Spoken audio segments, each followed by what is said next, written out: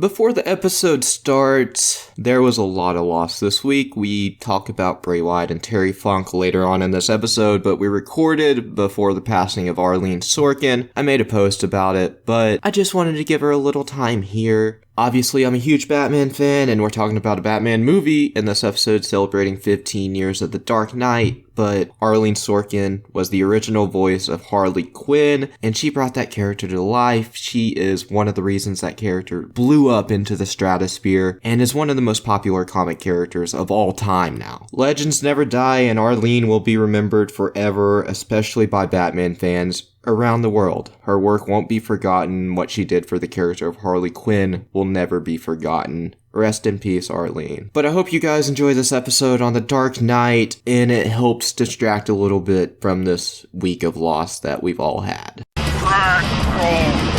What did you say? Flagpole. Take your stinking paw off me, you damn 38! No! You're a wizard, Harry. In spite of everything you've done for them, eventually they will hate you. And I care! What is the deal?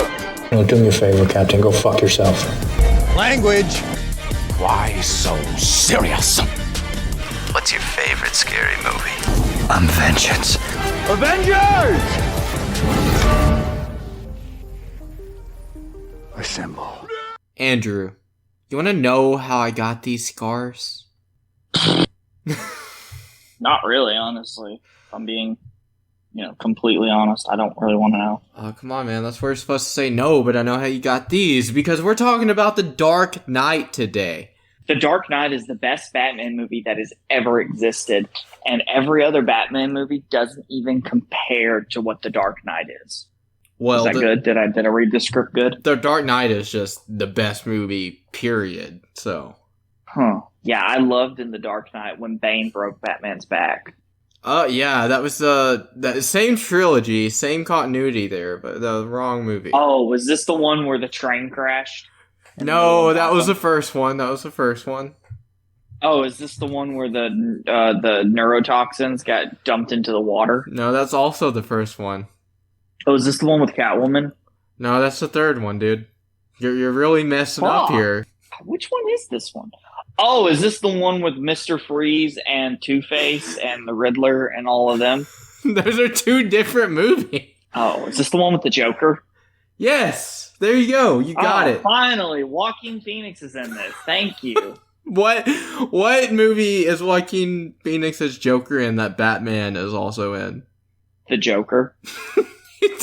I don't think Batman's in that movie. Bruce Wayne is. Bruce Wayne's in it. Yeah, Batman's not, though. So you're saying Bruce Wayne doesn't make Batman, Batman makes Bruce Wayne?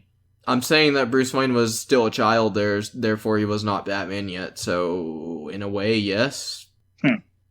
I mean, I think Bruce Wayne would tell you that. Bruce Wayne's the mask, Batman's the identity.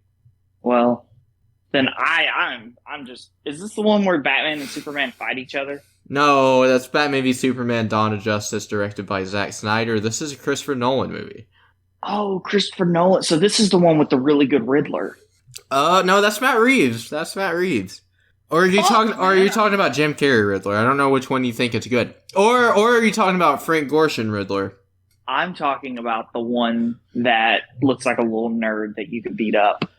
Okay, that's kind of all of them, but... Okay, to be fair, I don't think you could beat Jim Carrey up. I think he's crazy enough he could beat the shit out of you. Yeah, that's pretty fair. And didn't the other guy wear like a bowling ball hat? Yeah. I mean, Jim Carrey wore a bowling ball hat too. Yeah, well, we've established that he could kick your ass. Okay, I mean, Frank Gorshin could probably kick your ass too. Is this the one with Edward from Twilight? No! You're talking about the same movie here.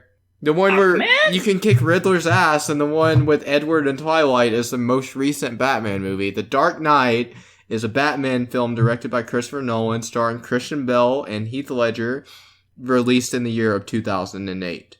Heath Ledger! You should have said the star from the hit movie Brokeback Mountain. Then I would have known. Oh, my bad. Yeah, this movie might actually be in that universe, right? Because Maggie Gyllenhaal, Jake Gyllenhaal's sister, is in this movie. Well, I don't know how that connects these two universes. Well, look, I haven't seen Brokeback Mountain, so I don't know if it ends happily or not. Like, that relationship, they could have had a tragic falling out, and therefore that's why Heath Ledger became the Joker and targeted Jake Gyllenhaal's sister. No, that's not what happened. Oh, the okay. Joker in this movie it's like doesn't he have like military experience or something? Oh, like that? so you have seen the movie. Oh, we're talking about The Dark Knight, the 2008 film directed by Christopher Nolan? Correct, The Dark Knight. Oh, why didn't you just say? Yeah, I think I have seen this one. Okay, that's good. That's good. Because guess what? The Dark Knight this year, last month, celebrating 15 years, released July 19th of 2008. Wow, and they've only made one Batman movie since then that I think compares in quality to this one. Is that the most recent one? It is the most recent one. And I would not disagree with that statement there. Seeing how there's only been 3 released since this movie came out? Yeah, the one after it that capped off the trilogy, Batman v Superman and the Batman. So out of the trilogy that we're talking. Oh my about bad! here, Oh, I'm a fake fan. I said it was released July 19th of 2008. It was July 18th of 2008. My apologies. This is supposed to be my favorite movie ever. I'm such a fake fan. God, I'm sorry. Did Jurassic Park come out in July 14th, 1993? Jurassic Can you look at that? Park. Yeah, I can look at that. Yeah, I want to see if I knew that. Because I don't think I do. What did you say again? I said July something. It was June 11th, 1993. Fuck, did I say July 11th? I don't know what she said. You said July something. I don't know what. We're just going to assume there's no way that anybody can go backwards and hear what I said. Yeah, there's no way. It's not like this conversation is being recorded at all. No. Good. Thank goodness. Now I can start spewing out my propaganda. Yeah, Andrew, no one will ever hear this but me, dude. Well, I said Jurassic Park, and apparently nobody fucking likes Jurassic Park. So it's not like anybody's going to listen to this shit anyway. The 4th time you've ranted about this on the show. Jurassic Park episode. It's episode 2. Go back and fuck. It is episode 2. It's from the start of the show. Yes. Back in the olden days. Yes, before we got canceled, and then we died, and then we came back. Yeah, that's true. We did get canceled and die, and then we were reincarnated. And speaking of death, though. Oh, no. Little bit of a sad topic. As of recording this, it is currently, give me date and time. It is August 24th, 2023, 6:52 p.m. Central Time. I don't know when it was confirmed, but sometime today it was confirmed that WWE superstar Bray Wyatt, whose real name was, he has a very, very cool but very hard to pronounce name for a dyslexic person. Mike Rotunda? Or wait, no, that's that's his father, isn't it? That's his dad. Yeah, Wyndham Rotunda. My bad. Okay, there we go. Has apparently passed away, which sucks. Because, I think everybody that's a wrestling fan has been giving a lot of shit to Bray Wyatt because he kind of appeared, beat LA Knight, and then kind of, disappeared for a little while, and then, appeared again, feuded with Bobby Lashley, and then disappeared before the WrestleMania match. And I don't think anybody wanted this to happen to poor Bray. I wish the best for his family and all his friends. Not a fun day to be a wrestling fan. Also, was it yesterday, I think? Terry Funk passed away. Really? I didn't... Did you hear that? No, I didn't know about that. Yeah, Terry Funk also passed away this week. My God, dude. So... I mean... Yeah, not a good week to be a wrestling fan. At least he got to live a long life. He did. So I think we can look back and appreciate his life. We can appreciate Bray's too, but he definitely got taken away from us too soon. You said he was 36, I think you said? Yeah, 36. Yeah, which very, very sad. Wish the best to his family and Terry Funk's family and all their friends. Yeah, definitely. Not a good day. not a good day. Yeah, I think Bray Wyatt was definitely one of the better storytellers in like this generation of wrestling. Like he was kind of the next Undertaker. He was, in a way. Yeah, in a way, he was like that darker character that WWE used as for storytelling. Makes sense. Yeah, he shouldn't make sense, but yet he is still liked. Like you name somebody that has a Pee Wee Herman type kids show that gets over with having like a Fiend as a alternate personality. Like, not many people can do that, but Bray Wyatt was a talented man. So, I don't really know how to transition from this other than let's go from a dark topic to the Dark Knight. Yeah, So, speaking of tragedy and loss, Heath Ledger. yes, going to another dark topic, as many people should know. I guess Heath Ledger took this. What was it? Was he like? What was the story behind that exactly? Do you know or remember? Like his exactly? death? Didn't he like take? Yeah, didn't he take the role too serious and he ended up like ODing or something like that? I think the Joker stuff is just a rumor. I don't think it had anything to do with the role. He did OD, but I don't think it in any way tied into his role as the Joker. I think it was just, it's like everyone else, sometimes he had substance abuse problems. Yeah, exactly. I don't think it was the role that killed him. I think people were just exaggerating that stuff. That was what I heard for years, and I believed it up until this point. I had no idea, but that does make more sense because... I mean, with how good he is in the role, I see why someone might believe that, but everything I've heard behind the scenes, like from Nolan, from Bill, from the rest of the cast, he never really showed signs of that, so I don't think it was the role. Which he was also, like, always in character. I know, I do. This is something I know that you probably know too, but I'm going to act like you don't know. I know the scene where he burst in the dinner party and he grabs Jake Gyllenhaal's sister. What was her name? Maggie Gyllenhaal. Maggie Gyllenhaal, better known as the character of Rachel... Dawes. When he grabs her with the knife, that was, like, unscripted. And like her reactions to everything he was doing was just pure, genuine terror on her face. Oh, dang. I actually did not know that was unscripted. Oh, did you not?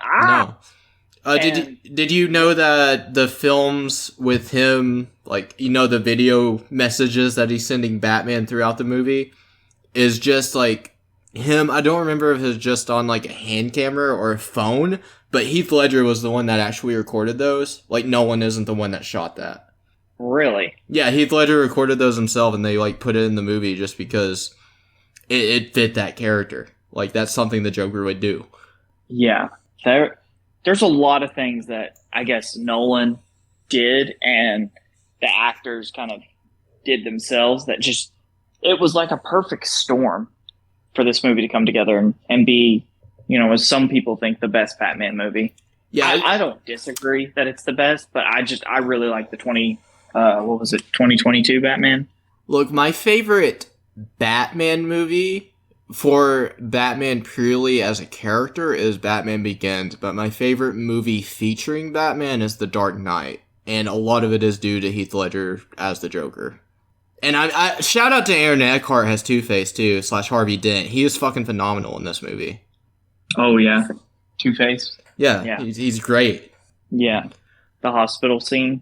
Just the cast all around is terrific in this movie, which is, you can say that about the entire trilogy, but I think it's on another level here. It's pretty good. I liked in The Dark Knight, I liked how I forgot what I was trying to say. So there you go. Keep that in mind. I mean, we can start off with the opening scene right here, the bank scene. The bank scene. Plenty of people saw this scene before the movie was actually released, because I don't know if you know this or not, because, Batman Begins, The Dark Knight they were released during our lifetime. We were still kids, though. We weren't really keeping up with all this shit. They released The Dark Knight, the opening scene, this bank scene, as a special feature on the Batman Begins, DVD / Blu-ray. Really? Yeah, so a lot of people had seen this scene before the movie. I didn't know that. And I think that's like a brilliant way to promote your next movie too. Like on top of the trailers, you give them the whole opening scene, and like, if people enjoy that, they're gonna sink their teeth into the entire film. Yeah. It's a really good tease of the Joker too. Like it's a great introductory to the Joker. The clown mask that the Joker wears in the beginning is like an homage to Batman 66. I believe that. Yeah. Cesar Romero like wore a mask like that or something in the show at one point in time. Very cool. I did not know that. Yeah, but what did you think of the little like Reservoir Dogs type, I guess? Oh, where it's homage. like who's the boss? Yeah, where he's like just kill everyone until there's one left, you know? That was pretty good. I enjoyed that a lot. Is Reservoir Dogs? Did Christopher Nolan do that? That was Quentin Tarantino. Quentin Tarantino. That was his debut film. Was it? Yeah. Huh. I thought. When did he do Pulp Fiction? Was that his second? Yeah, that was his second. It was 2 years after. Oh, okay. I was about to say. I was like, man, I thought it was Pulp Fiction. No, Pulp Fiction is kind of what like broke him like out into the stratosphere, because I don't think Reservoir Dogs was watched by as many people since it was his debut. Speaking of just Christopher Nolan, though, what is didn't he just like release something here a while back? Oppenheimer? Was it No, I was thinking of whatever he did before Oppenheimer. I thought Tenet. Yeah, I just dropped my phone. Oh shit! Don't worry about that loud noise. Did you ever see Tenet? I did. What'd you think of it? I cannot tell you what that movie was. Really? No, I did not. It's, you know how people say Inception is confusing? I don't think Inception is confusing whatsoever. Tenet is very confusing. I haven't rewatched it. I don't know if I would understand the movie and plot better if I did, but I just didn't really follow what was happening. And the score was blaring through a lot of it. So if the score was playing, even in a scene that the actors had dialogue, it was kind of hard to hear the dialogue because the score was so loud. Which the score was good, so, I mean, maybe Nolan knew. He was like, look, people are not going to understand this movie. Let's just blast the score. Like, visually, it's still cool, but narratively, I could not follow. So, do you think, out of everything Christopher Nolan has done, what do you think his best is? Are this trilogy, his best three movies? His first two, Batman Begins and The Dark Knight, are my favorite two of his. I like Inception and The Prestige more than I like The Dark Knight Rises. And I like Oppenheimer about the same as I like The Dark Knight Rises. Isn't that movie like 4 hours long? It's 3. Ugh. Yeah. Yeah, everybody was always... I kept seeing the memes. It's like, oh, Barbie versus Oppenheimer. And I was just thinking, how about I don't watch either of those? I did watch Oppenheimer. It's good, but I think it wasn't really a theater movie for me. Like, I kind of wish I would have waited for it to come home, just because it's kind of one of those movies that, like, it's good, but you kind of want to take a break, like, in the middle. Like, you need that little interlude. Well, it took me, like, 2 weeks to watch Zack Snyder's Justice League, I think. And I cannot fault you for that. Did you watch the movie version, or did you do the TV thing since they did that? Like, they released it as a movie, a 4-hour, 2-minute movie, and they released it as, like, a 6-episode miniseries. Oh, I did the TV thing. Or the movie thing. Oh, you did the movie thing, so you just paused and resumed? Yeah, I just, like, whenever, it broke apart. Yeah. Like, it had, like, that's when I stopped. I was like, okay, that's enough of that. Yeah, so I watched that, like 15 minutes. I watched that, like, the first night it dropped. I got home after work, it was, like, 10 p.m. Watched it until, like, 2 in the morning. I had school the next day. I missed school. I fucking slept through that shit. Wow. Yeah, I did drink a lot watching that movie, though, because I just drank and watched the Snyder Cut. That was the only thing that would get you through watching it. No, it's actually pretty good. But... yeah. But it's long. Yeah, like, it's not super rewatchable because of that, but it's a good movie. I think. I think how long is The Dark Knight? 2.5 hours. Isn't The Dark Knight Rises like almost 3 hours? Yeah, it's 2:45. I think that was like my biggest thing that I hated about it. It just felt forever.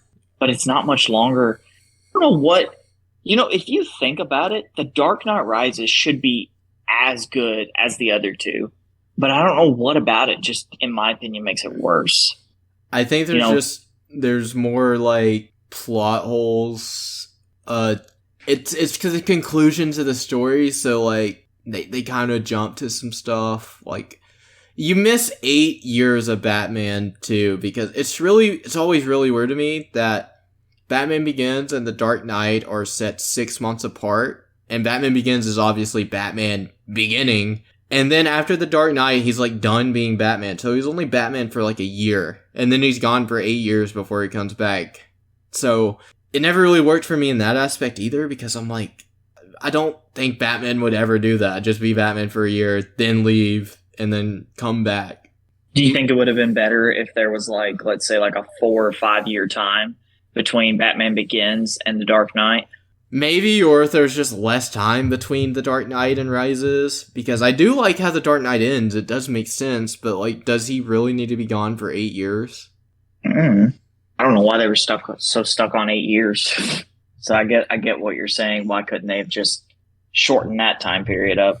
And I also don't know how different that movie would be if what happened with Ledger hadn't happened, because I think the original plan was that Heath Ledger's Joker was going to appear for at least a scene, like in Arkham or whatever, like in a cell scene.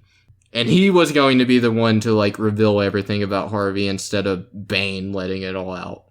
Do you know, are they ever going to do like a Mr. Freeze movie, like Batman? I hope so. Do you think they'll do a Mr. Freeze movie like how they do like with all these villains, like a Joker or a Cruella de Vil type movie? They'll just do one for Mr. Freeze? Or do you hope they make the next Robert Pattinson Batman movie? It's just like, no, Mr. Freeze is in this. I don't know if I want to see him in Robert Pattinson's trilogy, to be honest, because like that trilogy, I'm assuming it's going to be a trilogy. It's obviously going to be very grounded, much like the Dark Knight trilogy was.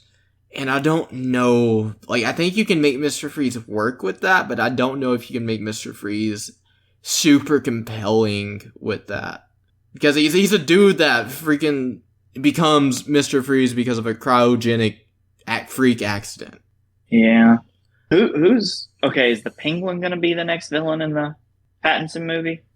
Like the next main villain? I don't think they've officially announced anything yet. The latest I had heard was that one version of the script has Clayface, Penguin, and Riddler.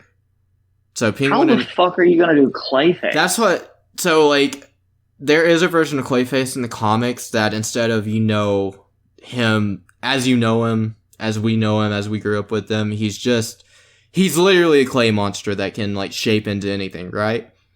But there is like an earlier version where like he just kind of changes his face. So I kind of feel like that's the route they would go, like kind of the sort of like Hush, like the plastic surgeon type route. Why don't they do like Hush? They could do a Hush movie, yeah. Or Professor Pig. Well, is Professor Pig, wasn't he in Batman and Robin the animated, or Batman versus Robin the animated movie? No, that was Dollmaker. Dollmaker, that's who it was. I could Professor not remember. Pig is pretty similar, but instead of like dolls, it's kind of just dolls, honestly. He's in Arkham Knight, but I don't think you ever played that, did you? I played the first 15 minutes. Okay, yeah. And then I was like, I'm going to go back and play he's a Arkham side City. mission. In Fun Victim, you like find 7 bodies in that game that are mutilated due to Professor Pig, and one of them from Little Rock, Arkansas. Not even kidding. Wow. Yeah, I don't know what they were doing in Gotham, but dang, dude, they had a brutal awakening waiting for them. That's something I absolutely fucking hate, is when they like give us a fictional place like Gotham and they're like, oh, here's a real place. Now, if you do... Well, I think it was I know it's somewhere in Arkansas. I feel like it was Little Rock, just because, that's like that's the place everyone knows, yeah. That's literally the only thing in Arkansas people know. Maybe people know Fayetteville now because of the University of Arkansas. Yeah. But, those two places are like the only places.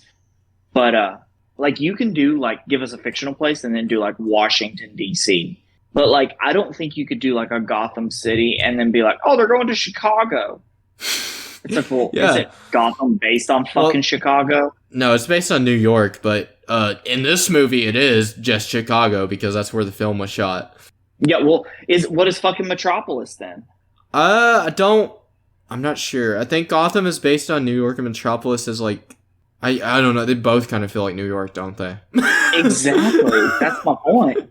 They both feel like New York. That's why I've always thought Gotham was supposed to be based on like Chicago. Kind of dark and gritty, and then like, you know, like every time you see Batman go to Metropolis, you get that dark and gritty side, which New York has. But like, if you look at it like how Superman does, you know, above the clouds and all that shit, then you see like a bright and chipper city, blah, blah, blah, blah, blah. This is from Frank Miller. Frank Miller has said, I don't know if he said this before he went crazy or after he went crazy. I know he's always been a little crazy, but you know what I mean.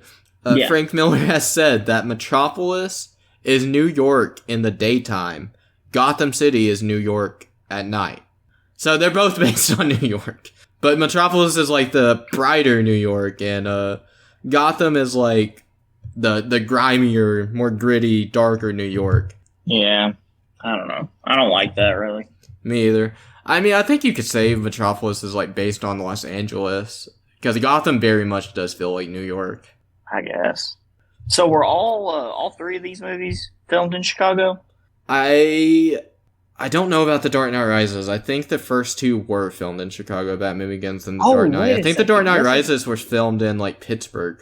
I was about to say, wasn't it Pittsburgh? Because didn't Ben Roethlisberger make an appearance when Bane blew up the stadium, football stadium? I don't know if he was... If Big Ben was actually there or not, but the team that Gotham was playing in that was obviously the Steelers. Mm-hmm. What did you think of the fake Batman in this movie? The fake Batman? Yeah, the people posing as Batman. I thought you just meant the singular fake. I was like, I thought there were multiple. Yeah. I don't know. I liked it, but I think it's a lot cooler in the Dark Knight Returns. In Frank Miller's thing, where you had like the sons of Batman that like took justice in their own hands and all that. Yeah. But like, didn't these guys like pull out a gun? Yeah, they all had guns, and that's why Scarecrow basically knows it's not them. Like, as soon as they pull out a gun, he's like, that's not him. Yeah. I mean, I like it. I don't think it makes a lot of sense because he's only been doing it for like 6 months. How has he made that much of an impact to get that kind of a following? But, you know, whatever.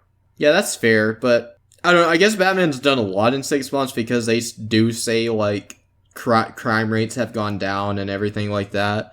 And I kind of like how they call attention to, like, it's just two random dudes talking, and they're like, oh, what, you're afraid to do this because you're afraid to run into Batman? You got more of a chance of winning the Powerball than running into him. And I'm like, bro, if you live in Gotham, I highly doubt that. You probably just walk in like a random Waffle House and see Batman sitting over there. Oh, God, I hate my life. Right, dude? Don't go into a coffee shop on New Year's Eve because Batman's probably in there having coffee with Commissioner Gordon. Yeah. Commissioner Gordon. Yeah, not Commissioner Gordon until this movie, though. Yeah, he was Detective Gordon, wasn't he? In the first one? He might have just been a detective. He's a lieutenant in this one, I think, before he gets promoted to commissioner. But he might have not. Maybe he was. I don't think he was promoted to lieutenant until like the end of Batman Begins. So you might be right on that. I don't remember. It's something like that. All I know is that guy. We just said his name a couple episodes ago. Gary Oldman? Yes, Gary Oldman. Do you think he's like the best Commissioner Gordon other than, I don't know why I love J.K. Simmons as Commissioner Gordon. He's my favorite, even period. Though he didn't really do a lot, but I mean, he was my favorite. Yeah, Gary Oldman's my favorite. Oh, Gary Oldman's your favorite? Yeah, easily. Oh.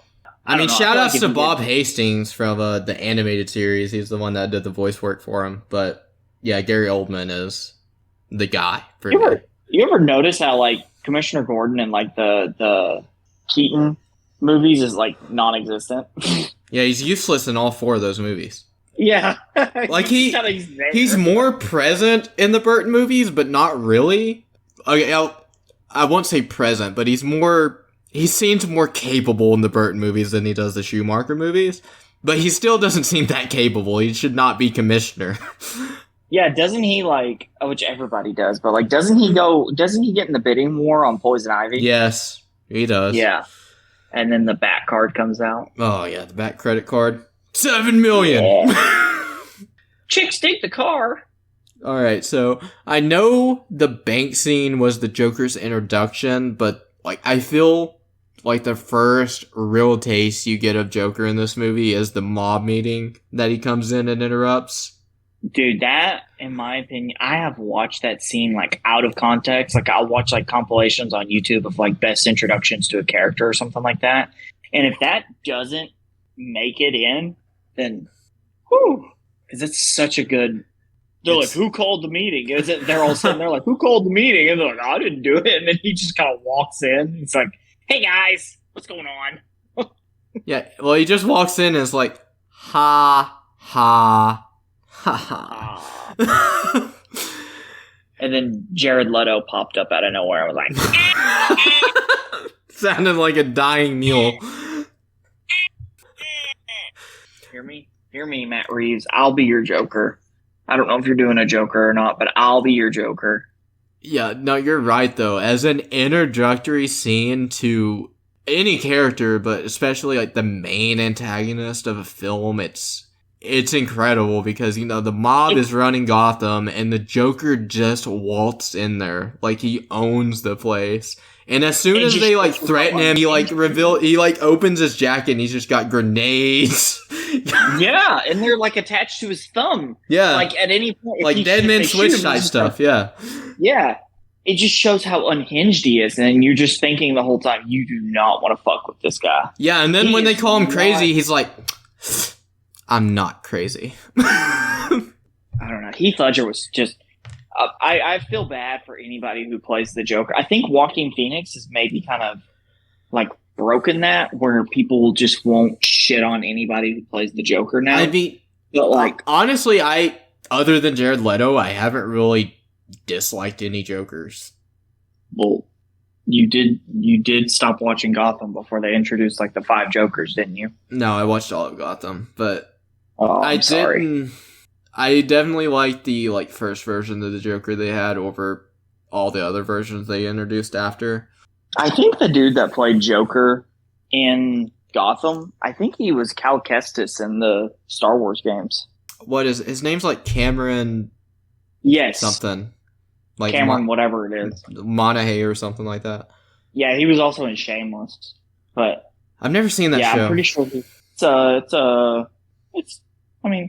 whatever. Yeah, don't go into it thinking you're gonna like William H. Macy because he is a piece of shit. Oh, he's a good actor though. Oh no, he's a great actor, and he's probably a lovable person in real life. But Frank Gallagher is a bad man. Okay, but sticking to this mob meeting, it's just where it's the introduction to all of Joker's iconic stuff in this movie too, the lines, you want to know how I got these scars and why he's so serious. That's the first time he says those. I'm going to make this pencil. Yeah, the magic trick. And the only movie I can recall calling reference to killing a man with a pencil before John Wick did. Yeah, it wasn't... Oh man, I'm about to go buy the John Wick quadruple. What is it called when there's 4? Quadrilogy? 4 movies? Quadrilogy. I'm about to go buy it and watch them 1 through 4 in one sitting. But yeah, they're great. They're great. I watched the 3 before 4 came out in preparation, and I did not regret anything. Yeah, but it's isn't it the first one or the second one they're talking about? He's he killed him with a pencil, man, and then he just stabs a guy to death with a pencil in that movie.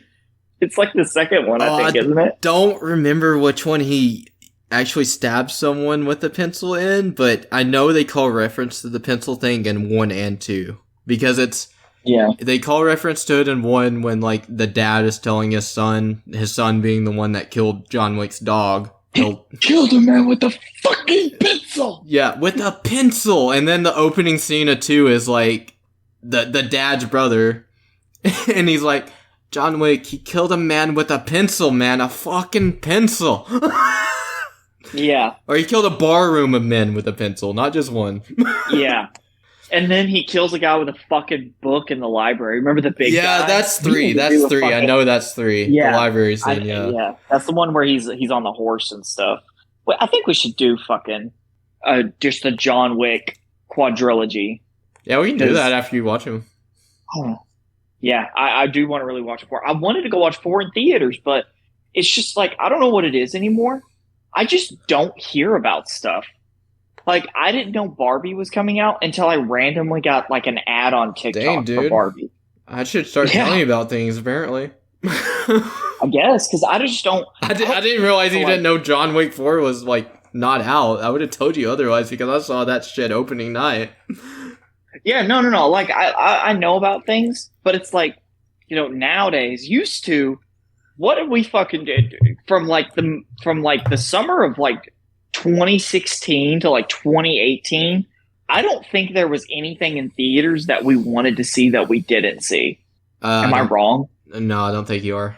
Yeah. Like, if there was something coming out and we're like, that looked remotely good, fucking Thursday night, we're going to the theater. We're going for opening or early watch.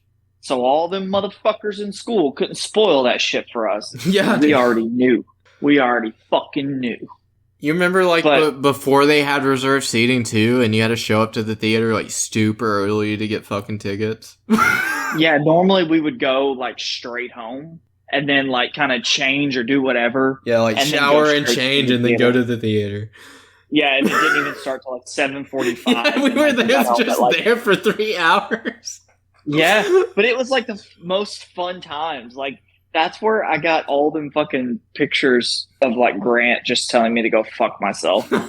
I got so many just random ones of just go fuck yourself. I'm like, damn, okay. But, like, the theater is such a fun place. And it's like anymore, it feels like, I don't know. I think COVID ruined theaters completely. So the last thing that I saw in theaters was Transformers Rise of the Beast, which you may say, oh, I'm so sorry. Wait, but isn't that that's on Paramount Plus now, right? I have no idea. Is it? I think it might be. I might watch it. That was good as fuck. I'm not gonna lie. That movie was fucking awesome. I'll probably watch it if it's on Paramount Plus because, like, I'm not a huge Transformers guys, but like Beast Wars is something that kind of interests me just because I like giant gorillas. I don't care if it's a robot or a real gorilla. I like giant gorillas. I don't know why. So I know we're talking about The Dark Knight, but I'm going to go on a small tangent about Transformers. I watched every single Transformers movie from Transformers 1 to Transformers The Last Night. I remember when you were doing this. Yeah, you were texting me about it. Yeah, and I'm like, I watched... Well, you asked me for my Paramount to do it. I was like, yeah, dude, you can have my Paramount. Yeah. I already use your fucking HBO Max and Disney Plus all the goddamn time. And your Peacock. And Peacock. I use Peacock more than anything, dude. Oh my god, I use Peacock all the fucking time. Yeah. I fucking named your thing fucking Element OP, and every time I get on Peacock, I fucking crack up at that, and I don't know why. Yeah, I've never bothered to change it because I don't care. Your profile picture is Roman Reigns. Yeah, so it's like you're just like, fuck it, I don't care. The tribal chief. Yeah. But so I watched Bumblebee and I was like, fuck, man. In my opinion, Bumblebee is like probably the best Transformers movie overall. Just good. Like, just a good fucking movie. Like, good Transformer action. The human characters are pretty cool. Yeah, that Bumblebee and Rise of the Beast are the only two I actually, like, have a legitimate interest in checking out. And if I like those, I might check out the others. So this is kind of how it goes. The first Transformers movie, I recommend it because it's fun. It's before everything gets like bad. Then you get Revenge of the Fallen, and it's like all the annoying shit kind of happens. But I think it's Revenge of the Fallen that has the most expensive shot. Well, at the time, it was like one of the most expensive shots in movie history, where they like completely blow up the desert or whatever the fuck it was. Oh yeah. I watched I watched Mr. Sunday Movies like Caravan of Garbage over like all of them before Rise of the Beast. So I know what you're talking about. Yeah, it was the most expensive scene shot at least at that time. I think it's been since surpassed, but yeah, at that time it was the most expensive. And I think if you just kind of ignore the plot completely and you just don't think about the massive plot holes and all the annoying shit, just how Sam has like terrible fucking parents and all this other stuff, and you ignore the fact that he somehow pulled Michaela, then it's fun. And then the same for Dark of the Moon. Would you equate the Transformers franchise to like Fast and the Furious? Like how those movies, like some of them were kind of good, but like some of them are just over the top ridiculous. So, in my opinion, there's only like one really good Fast and Furious movie, and that's kind of the first one. I don't know why I liked it the most. Fast 5 is my favorite. I just didn't care for it. It was just, I guess, okay, let me back up. I would say Fast 5 and the first one are on par, in my opinion. I think I'd agree with that. I like Hobbs and Shaw too. I like Jason Statham a lot though. Jason Statham does a lot for me. Have you ever seen Homefront before? Homefront? No, I have not. So it's a Jason Statham movie where he like moves out in the middle of nowhere and he has like a daughter who goes to school and like, you know, some shenanigans happen and stuff. I've seen clips about it. I seen it a long time ago. I went on a kick when Netflix had like, this was a while ago, Netflix had like every Jason Statham movie ever fucking made except for the Crank movies. And so I watched like all of his movies. Damn. And I say all of them, but you know, like a lot of the like big ones that he made. And like, I don't think any of them were like good, but I like him too. Yeah, that's kind of how I am. Like, I've never seen him in anything amazing, but he's always good. Like, he makes it worth it. First, he's a believable kind of like a badass, and I think it's the accent, the way like he kind of has like a gravelly type of voice, and you're like, fuck, dude, that British guy will fuck me up. I think it's his accent, and he's just got some natural charisma to him. I think that's why him and The Rock work so well together. Like, that's why I like Hobbs and Shaw, because they're both just naturally charismatic.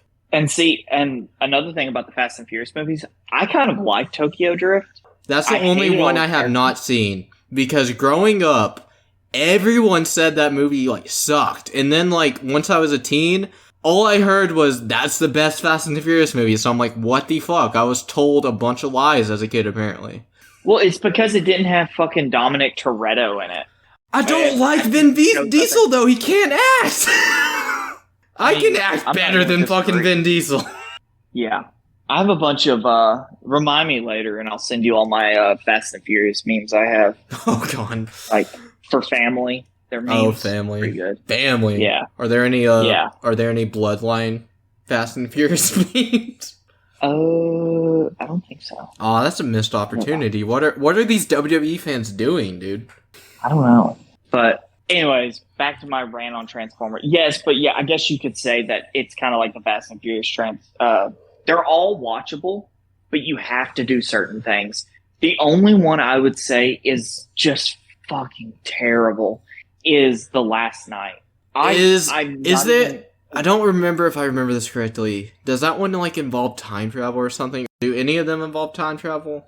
I don't remember time travel being a component of any Transformers might not have movie. been time travel. It might have been something else ridiculous. But I think this is the one. Yes, so this is the one. It opens with a giant like mechanical dragon like flying around and like burning shit up. And like Transformers apparently have been on Earth since the medieval times and shit like that. And the Knights of the Round Table, it involves like all of that bullshit. You literally don't even see Optimus Prime transform in that movie. Also, Optimus Prime isn't even in half of that fucking movie. Okay, why does Optimus Prime, like, have an obsession with killing in these movies? Like, isn't he supposed to be the good guy? I don't know, but I'm not gonna lie. Peter Cullen's deliveries on, like, give me your face! like, stuff like that. Like, ooh. Or like, he pumps the shotgun, and he's like, now you die. I'm like, good God, Optimus, fucking tear him up, buddy. Let's go.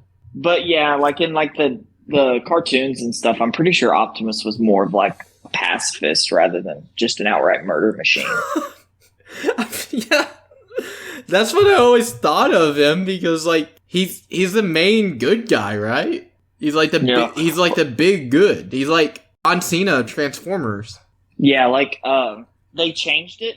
So, like, I think, well, I'll try to tie this back into Batman here.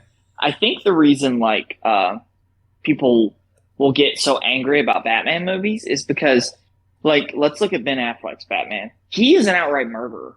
I don't completely understand that criticism of Batman, though. Like, I don't know why that's what everyone... I guess it makes Batman different than a lot of other characters that he doesn't kill, but, like, it doesn't make him unique. There's plenty of heroes that, like, have that rule that they don't want to kill, that they won't kill. And there's been several versions of Batman that has killed. And even this version fucking kills. He kills Two-Face at the end of The Dark Knight. So I don't completely understand the criticism. Well, if you look at it like this, how did Superman react when he had to kill Zod? He just snapped his fucking neck. He didn't have a reaction down. Really. He was just like, I thought he like broke down about it. Yeah, he did. He did a little bit, but I don't know if it was the performance or the directing, but it didn't seem like super genuine to me. It's like, dude, you did what, I don't know. Like, when you're put in that type of situation, which I think there's something Superman could have done because he's super quick, but if you're just, like, Batman, a human being, like, he tackles Two-Face off a ledge at the end of the movie to save Jim's kid. When it comes to that, like, you gotta make a choice between, is it this kid's life or is it Harvey's? When Harvey has already snapped and, like, his life's basically already over. He's lost Rachel. He's lost everything. Harvey is dead. That is just Two-Face now. I guess. I think the choice is easy. And I think it's directed in a way that, like, it wasn't Batman's intention to kill him, so... Well, that's the thing. Like, I think him letting Ra's die at the end of Batman Begins is more of a murder than the Two-Face death is. Yeah, like I don't have to save you. Yeah, no, you're just letting him die is killing him, Batman. Like, you can literally save him right now. Now that is an argument I could see against. If people want to argue that, I would let them argue that all day. But, like, if you're put in a situation where, and, like, I want to see, like, the aftermath. I want to see, like, Batman being like, I had to, Alfred, I had to. There's nothing else I could have done. And then he just, like, make a whole fucking or I didn't mean to, like, because it wasn't his intention to kill him. Yeah. But, like, like with fucking Michael Keaton, he's just fucking dropping grenades in people's chances and just fucking walking off. He just dropped TNT in that fucking clown's pants. Yeah. And he turned around with a huge-ass grin on his face.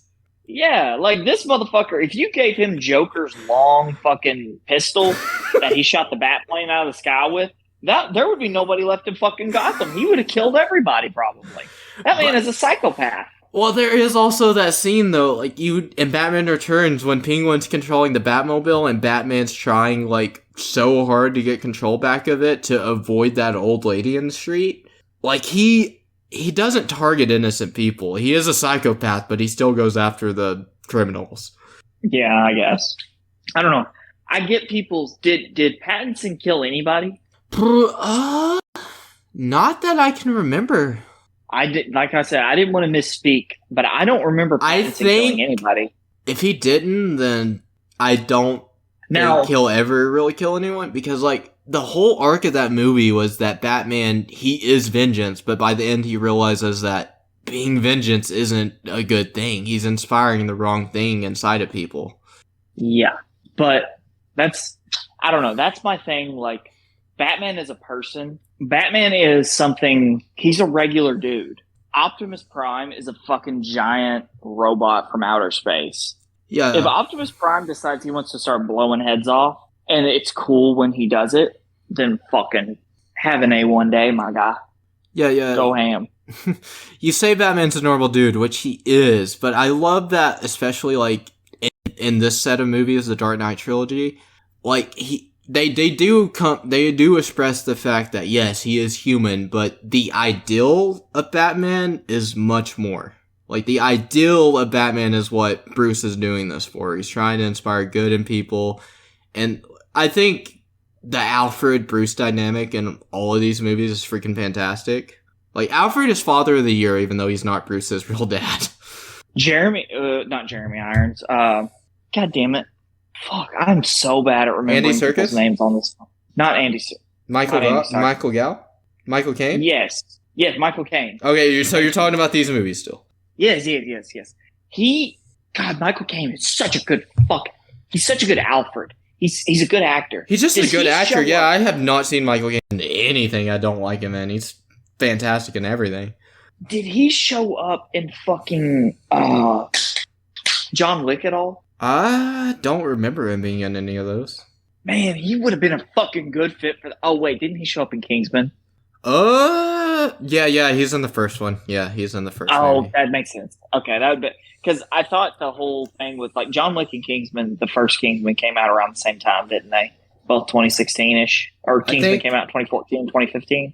I think they were both 2014. Both 2014. Oh, okay, yeah, 2016 is this when the second one came out, and that was when me, you, and Grant went and seen it. I think it was 2017, but yes. Damn you! Fuck you! But and I think Kingsman 2 also came out 2017. So yeah, what I thought I saw like online and stuff, people were just talking about how those movies were like kind of copies of each other, but they kind of weren't at the same time. Like, because it was like a kind of an overpowered type hero, in a way, but they're not the same movies. Yeah, how do you really do it another way after the first one though? Like, he can't really kill less people, can he? Because he just got back into this, so of course he's like going from the first to the second. He's going to be even better because he's more fresh on it. Yeah, my whole point to the bringing John Wick back into this. Imagine just a scene where like Michael Caine is like an older assassin. Let's say he's not out of the game or something like that, and he's just sitting down, and a bloody John Wick just like sits across from him. And then they just kind of have a little casual conversation.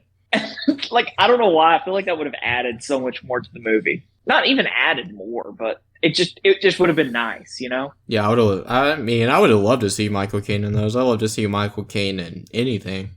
Yeah. Who was in the first one and he ended up dying? What? In the first John Wick. I don't know. John's friend who went to help him. Oh.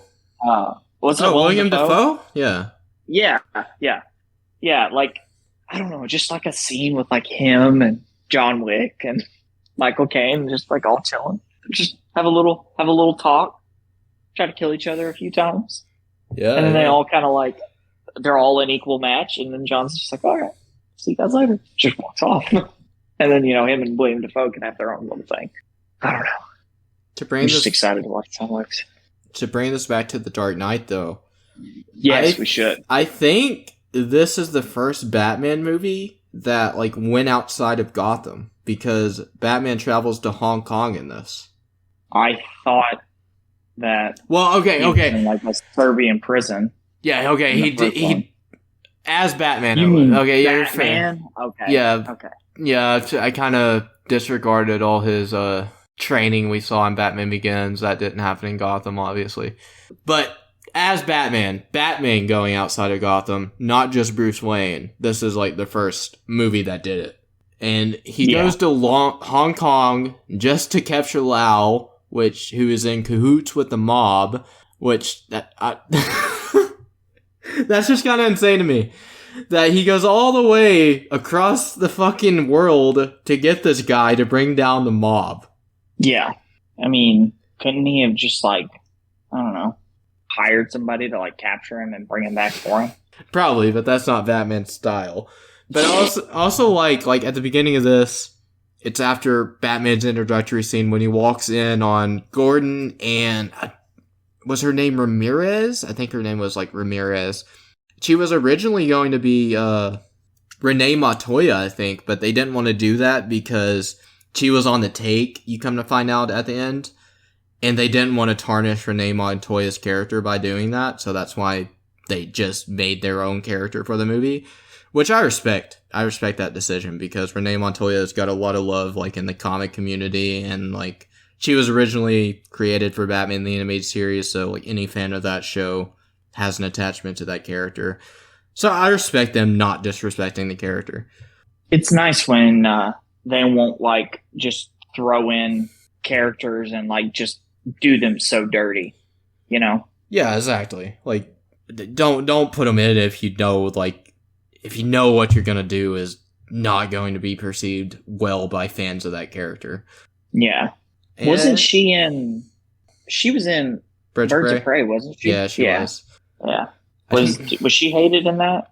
I don't know. I'm indifferent towards her in that. Like, I don't have a strong feeling one way or the other. She wasn't one of my favorite characters in that. I didn't hate her. She was just whatever. But back to that ballroom scene.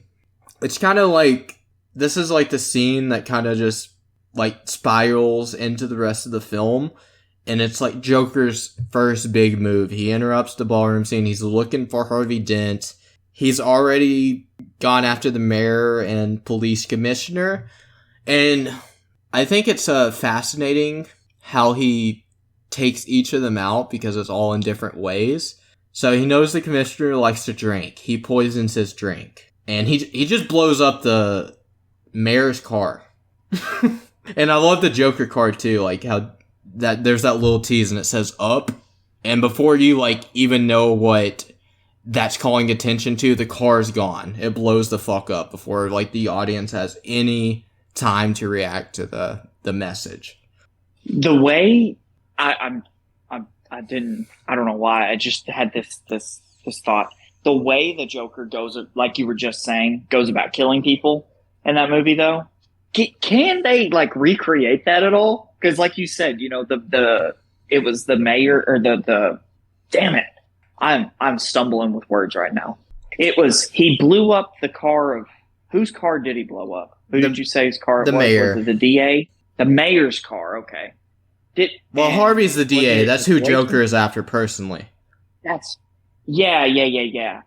And yeah, Harvey's the DA. He poisons the commissioner. And Gordon realizes it a second too late. I love that on Gordon's side too. Like, he realizes, but it's just a little too late. Yeah, he knew. He fucking left. He's like, no, don't drink that. And it's just too late. Yeah, he knew. He's like, motherfucker, this guy dies, I get his fucking job. Hell yeah. And I'll just let Batman take care of this motherfucker. Yeah, he let him die intentionally. He knew what's up. Yeah. He's just like, oh, no. And the commissioner's still alive, and he's like, fuck, pulls out a gun, shoots him in the head. Like, the Joker killed him, he just goes steals one of the Joker cards from the mayor scene. Like, since, you know, after the car explodes, there's like there's a ground full of Joker cards. He just goes and takes one of those. Who does Joker shoot at the is it the funeral, wasn't it? Gordon's the one that gets shot. Man, I'm struggling to remember stuff right now. It's been a minute since I've rewatched this. But I know everything that happens. So yeah, I would like to call attention to the fact though that Joker in this movie, like I said, was targeting the mayor, the DA, and the police commissioner. The Riddler does the exact same thing in the Batman. It's almost like they have a recipe and they know how to fucking follow it. Or Matt Reeves is just, well, I'm sure there's fucking comic runs where they do the exact same fucking thing. It seems like it's very formulaic, but it's okay to follow it. Just do something different.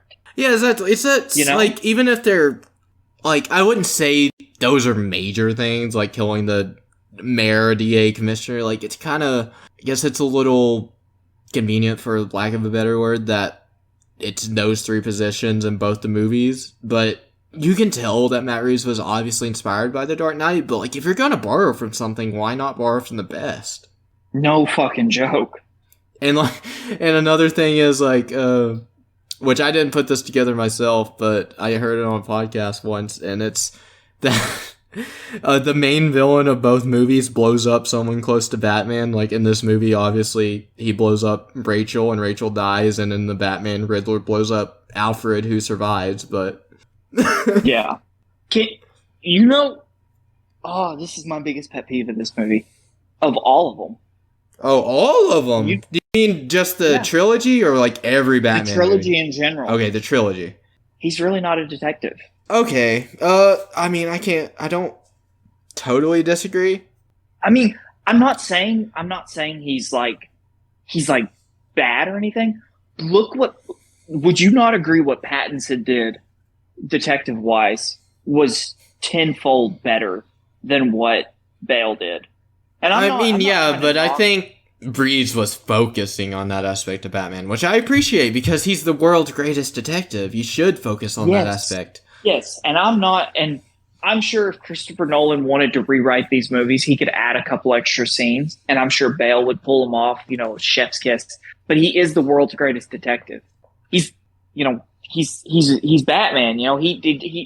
He takes the law into his own hands. He can't trust the police because you don't know whose pocket the police are in, so he can't take everybody's information. Everything he finds out in these movies, does he literally just not learn from fucking Gordon? Pretty much everything, like detective wise. I wouldn't say everything, but no, obviously not everything, but I mean like a majority of like the major shit. It's just like Gordon's like, hey, I heard there's a new player in town.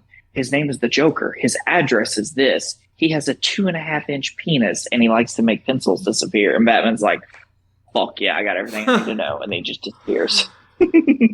Yeah. I heard he's got a crazy fucking woman named Harley Quinn. Like, what, the main scene in this movie that you see Batman doing detective work is, like, where he's examining the brick with, like, the bullet hole. And I don't think you need something like that for detective work. I think you can have something more simple than him literally taking a piece of brick and mortar from a wall of a crime scene, taking it back to the penthouse where he's staying in this movie. Some unrealistic fucking computer simulation to rebuild the fucking bullet or whatever. Me personally, I think Keaton's Batman is a better detective than Bell's.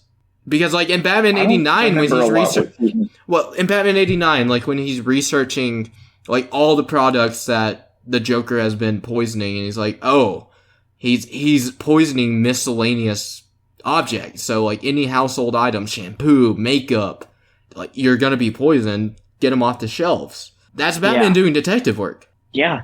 Well, like, doesn't Pattinson, like, he deciphers all the riddles, doesn't he? Yeah. But, I mean, Val Kilmer also did that, so. Look, we're not going to shit on Val Kilmer's Batman. I think he had one of the best suits. I don't disagree with you. I think the suit's pretty rad.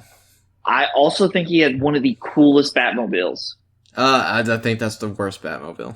Dude, I don't know what it is about it. It's kind of choppy looking, but I hate the fin on the top. I hate it so much. It looks so stupid.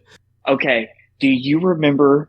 I have the toy of that Batmobile and the toy of the Batman and Robin Batmobile. I like the Batman and Robin one more because I get rid of that stupid fin.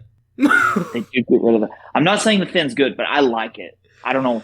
I'm not going to lie. I'm not a fan of the Tumbler. I really am not a fan of the Tumbler. I'm not a fan of it as Batmobile, but I think it works in what Nolan was going for. I think it fits these movies well enough. I'm not a fan of it as a Batmobile, though. Now, the launching the bike out of the tumbler... Oh, and that was badass! Yeah, that was fucking awesome. I won't even lie. Dude, how it's just like, how the wheels are spinning for a minute, and like, it's just shaking a little, and you see like the civilians, like POV, and it's like, okay, what's going on here? And then the bat pod just bust out of it. It's like, oh, okay, yeah. Then self-destruct mode initiated. The tumbler just blows the fuck up.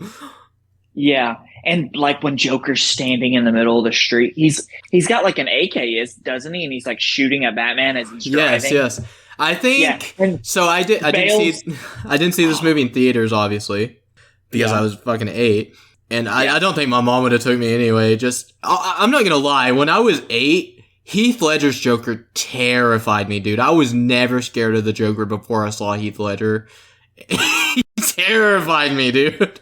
I was like, I'm gonna wait to see that. Then when I was like 10 or 11, I was like, I don't know what I thought was that scary about him. I think he's fucking phenomenal. I think that's just a testament of just how good Heath Ledger's Joker is. Yeah. Like, oh man. Just like, I remember the first scene I ever saw is before I saw the actual movie all the way through was this scene, the car chase scene, and the hit me sequence like as Joker is just saying, I want you to do it. I want you to do it. Hit me. Come on. Hit me. I'm like, oh my God. Hit him, Batman. Please hit him. The fucking, but what I was about to talk about was like when Batman's like driving at him, and you just see Bale, like it looks like every fucking muscle in his body tenses up, and he's gonna fucking plow over Heath Ledger's Joker. Oh yeah. He's just like giving it. He gives the, and then he just spills the bike over and lets it slide right by him. And I'm like, fuck, man, you could have. Oh my God. I honestly, when I first saw this movie, because you know when we were younger, we fucking. Like, we had internet access, but I don't think we had, like, internet access. Like, we didn't, like... I didn't have... We're not like kids today. Yeah, no, I didn't have, like, an actual internet access until I was, like, 16. Yeah. But I was probably about 14 or so when I, like, got actual, like, yeah, we just access. lived in an area where, like, it was not easy to get. And at the same time, it was, like, I don't think it really hurt us as like, growing up. Because we found other shit to do. Yeah, and network TV was like a lot bigger then. Yeah, and it was like so like things like that. Like we had no idea. Like in that moment, like we don't pay attention to when we were that young. Did you fucking pay attention to run times or anything like that? Fuck no. Oh hell no. So in that moment, I thought Batman was about to fucking kill the Joker. I was like, holy shit, dude. That's the thing about that scene too. Like. And I think you get so engrossed with the movie because it's, like, even though it's a 2.5 hour long movie, the narrative and storytelling of this thing is so tight and concise that, like, you buy that might be the end of the movie. Like, oh shit, this is the last scene in the movie. Yeah. Like, it really feels like that's about to be the final showdown. But there's, like, a whole, like, what, another 45 minutes after that? Yeah, there's, like, a whole nother hour. It's an hour. I knew it was a good amount. Yeah. But, oh, I think something else kind of weird about The Dark Knight that, like, I know, like, when it comes to acts of movies, there's not really a proper way to, like, break it down. But, like, if you've seen enough movies, you can kind of tell where an act starts and begins, or at least really close to it. The Dark Knight is one of the few movies that instead of feeling like your standard 3-act movie, really feels like a 4-act movie. 4-act. Yeah, because it's like the whole... Okay, so, Act 1 is like the whole introduction sequence. You get, Joker, then Batman goes to Hong Kong. And then, like, it feels like Act 2 kind of starts, like, maybe, the ballroom area type, somewhere in there. And then, like, 3rd act is around here, and then 4th act is, like, that day. Well, the fourth act is, like, after the birth of Two-Face. The end of the 3rd act is like once Two-Face and blows up, Rachel dies. End of the 2nd act is like this chase scene basically, and the 1st act is like everything before it.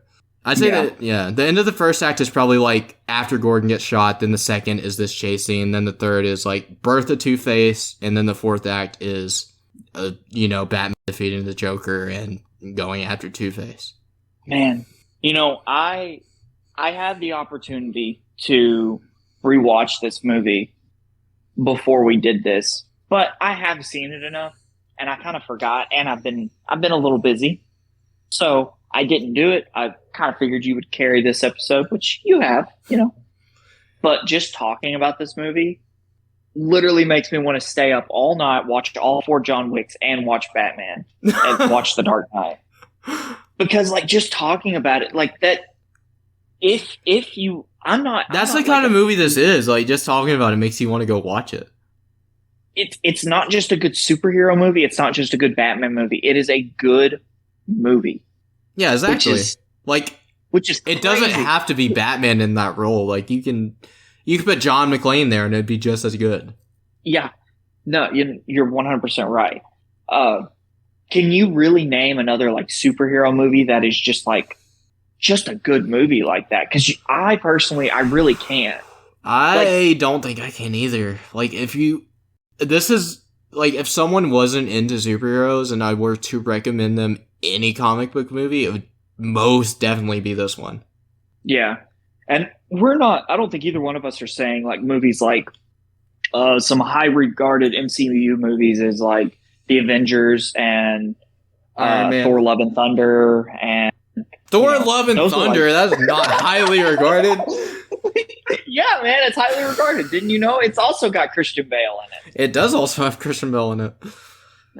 Look at me. But like, I don't think like Captain America: The Winter Soldier and stuff like that. I don't think we're not saying that those are bad. I think if you're an action movie fan, I would recommend Winter Soldier to you. But if you don't like superheroes and you're not an action kind of guy, then yeah, I don't think I'd recommend that movie. But like, this movie just has it all. Like, I think the only other if you're just a fan of good storytelling, this is a movie to watch. I might be wrong here. I really think the only other movie that could kind of compare, and I don't mean compare on the level that it's as good as The Dark Knight, but I mean on a level of it's just a good movie, is Spider-Man 2. I think you might can throw Spider-Verse in there too. Well, I haven't seen the new one, so I don't know. Oh, I mean the first one. The first one? Yeah. Oh, that movie's fucking... Yeah, it's got so many emotional beats to it. Like, I think anyone can connect with it. This is a bit off topic, but let me tell you, fucking TikTok has made me love Andrew Garfield's Spider-Man. I liked him. I already loved his Spider-Man. I do not love his movies. I think he's the best Spider-Man, especially after seeing No Way Home. He was the best one in that movie. Him and William Dafoe. And Tom Holland did phenomenal in that movie. I'm not trying to take away from his performance at all. I think everybody in that movie was fucking great. Yeah, but Garfield and Dafoe really stood out to me in that movie, though. And Holland did, too. I think it's one of Holland's best performances yet. That and Devil All the Time are probably my two favorite Tom Holland performances. But Garfield and Dafoe that is a good movie. Dude, Garfield and Dafoe in that movie are so damn good. And it just makes you want to see more Garfield Spider-Man, but in actual good movies, because he is a good Spider-Man. He didn't have anything to work with. No, it's the directors were bad, the stories were bad, but there were emotional beats. Like, so I'll tell you what made me. So it was an edit, and sometimes edits, if they're done well enough, they can get you. Yeah. It was like kind of a sadder song playing over the top. And it showed Andrew Garfield and Emma Roberts kind of getting to know each other, through the movies. Emma Stone. My bad, Emma Stone. You're right. Yeah, it shows them like getting to know each other and all that. And then like the beat drops and the sadder music gets a little bit louder, but not loud enough to drown him out. And it's him crying in No Way Home. And he's like, I lost my MJ, or. Isn't that what he said? He lost his MJ? Yeah. Yeah, and he's like, I stopped pulling my punches and stuff like that. And then it just kind of cuts, and then everything like is silent, and then it's him catching MJ. It's him just like reaching out, trying to catch her, and then it's the snap of the neck, and the thing ends. And I'm like, oh fuck! From now on, when I see stuff like that, I'm gonna send it to you because. Man, that was. I think you might have sent me that. I vaguely remember that. I possibly did. Yeah, because it had like 2 or 3 million likes, and I was like, "That fucking whoever made that, you did a fantastic job." Because, like, I don't know. I do think he's the best Spider-Man. Like yeah. I think those are the worst Spider-Man movies, but he is the best Spider-Man. I don't necessarily like how people shit on his Peter Parker, how he's like, oh, he's cool. Oh, yeah, and stuff. It's cool. It's like. But I get it. I get why people don't like it. Everybody likes the nerdy Peter Parker and stuff, which I do too. But at the same time, Andrew Garfield, yeah, he had like the cool guy hair and stuff. And like, yeah, he was fucking ripped and everything. But if you met him on the Well, I mean, they were all ripped. Tobey Maguire was ripped. Tom Holland is ripped. They're all ripped. Yeah. It's like Tom Holland. If you look at Tom Holland, at least in today's world, Tom Holland fits that nerd role with fucking Ned, right? Building a fucking Lego Death Star. Yeah. Like, are you kidding me? Like, that fucking fits. Perfect.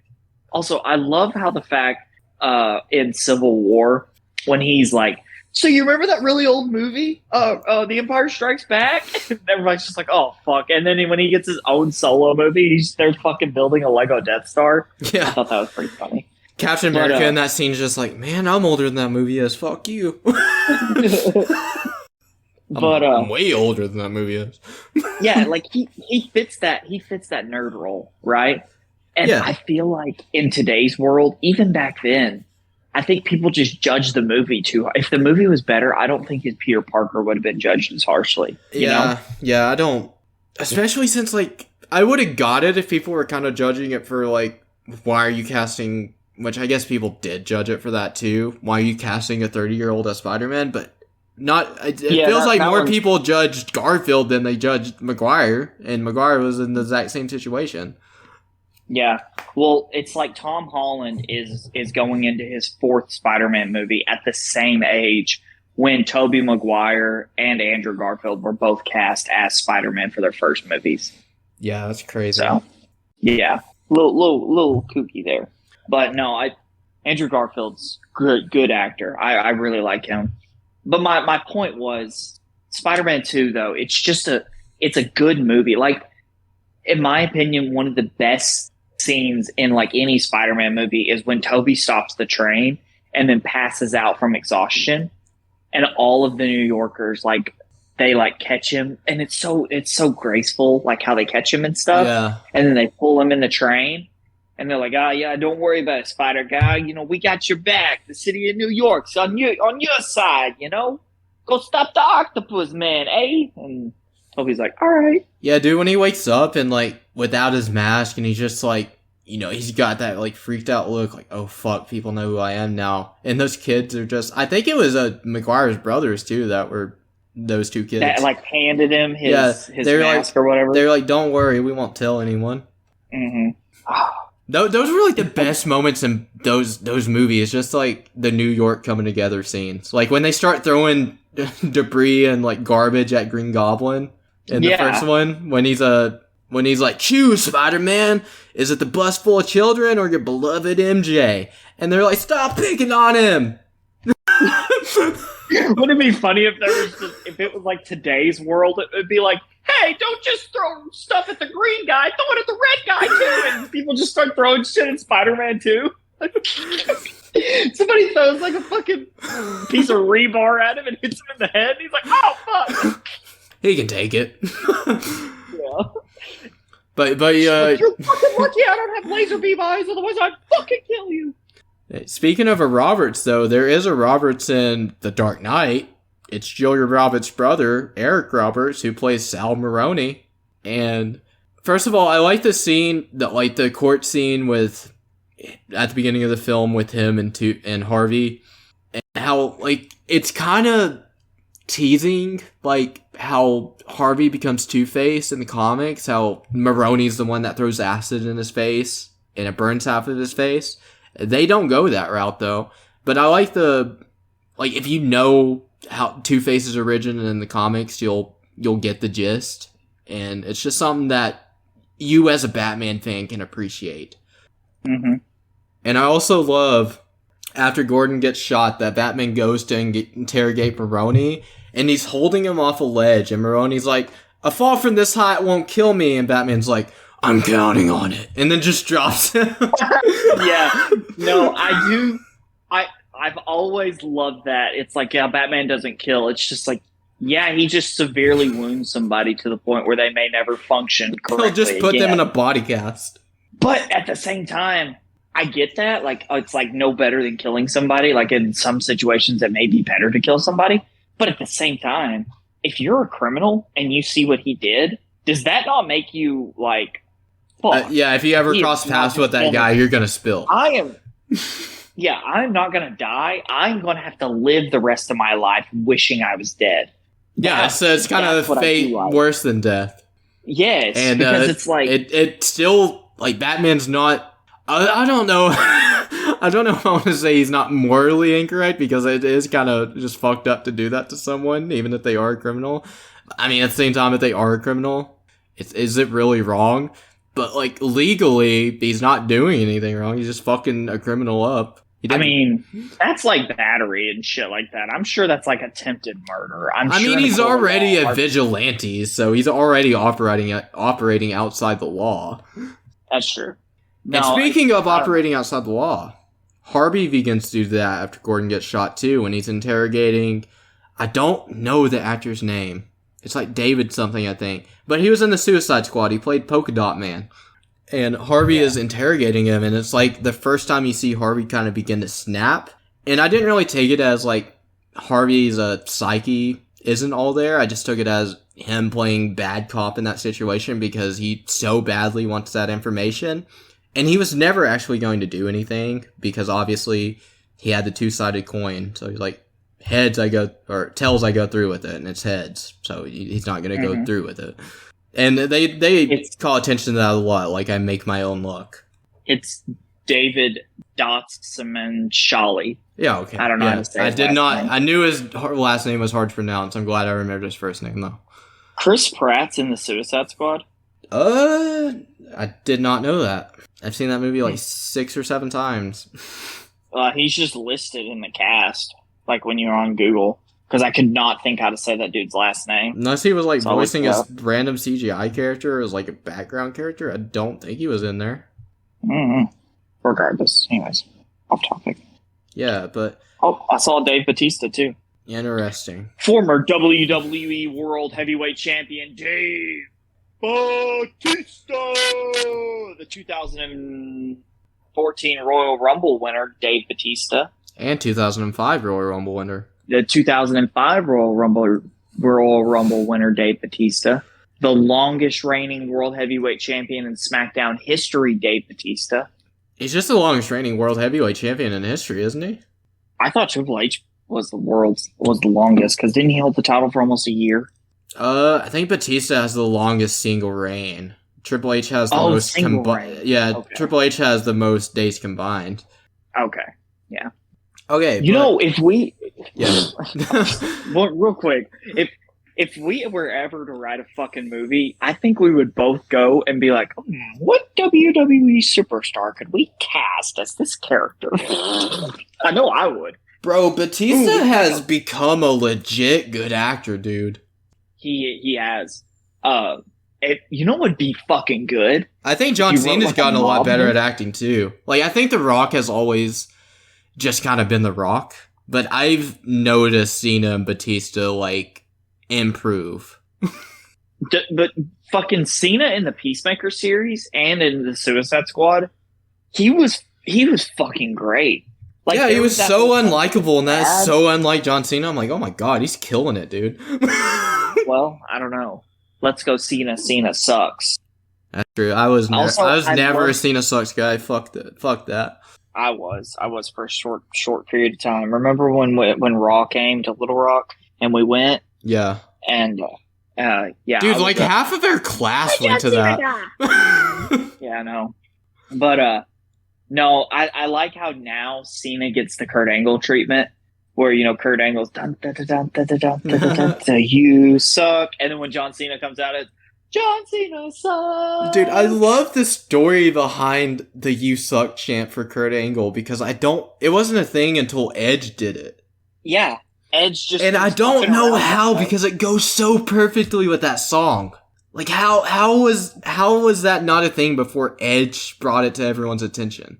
Because Edge is fucking great. Also, He's a fucking genius. I think Edge is retired officially.